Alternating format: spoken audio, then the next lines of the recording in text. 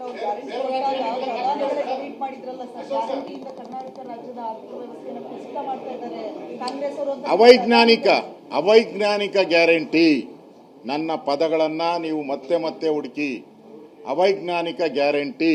ನೀವು guarantee announce ಮಾಡಬೇಕಾದ್ರೆ ಅದರ ಪರಿಣಾಮಗಳೇನು ಅಂತೇಳಿ ಮಾಡಬೇಕು. ಈಗ ವಿಜಿಲ್ ಎಲ್ಲಿ ತಮಿಳ್ನಾಡಲ್ಲಿ ವಿಜಲ್ ಬಂದಿದೆಯಲ್ಲ, ವಿಜಲ್ ಹೊಡೆದಿದ್ದಾರಲ್ಲ ಟಿವಿಗೆ, ಅವ್ರು ಬಂದಿದ್ದಾರೆ. ಚಿನ್ನ ಕೊಡ್ತೀರಿ, 8 ಗ್ರಾಮ್ ಚಿನ್ನ. ನನಗಂತದೆ ವರ್ಷಕ್ಕೆ ಇಡೀ ಇಂಡಿಯಾದಲ್ಲಿರೋ ಚಿನ್ನ ಎಲ್ಲ ತಗೊಂಡು ಅಲ್ಲಿಗೆ ಕೊಡ್ಬೇಕಾಗ್ತದೆ.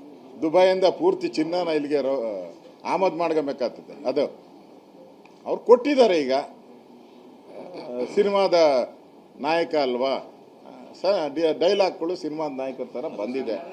ಜಾಲ ಬರಲಿ.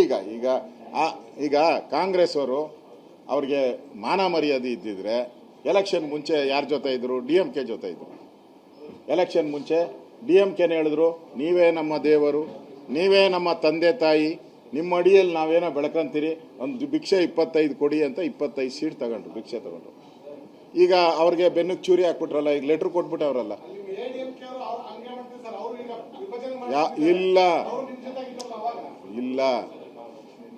ಇಲ್ಲ ಅಣ್ಣಾ DMK ಬೆಂಬಲ ಕೊಟ್ಟಿಲ್ಲ.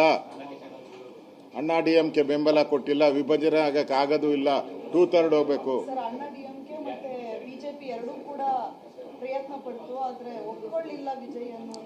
ವಿಜಯನ ನಾವು ಸೇರ್ಸೇ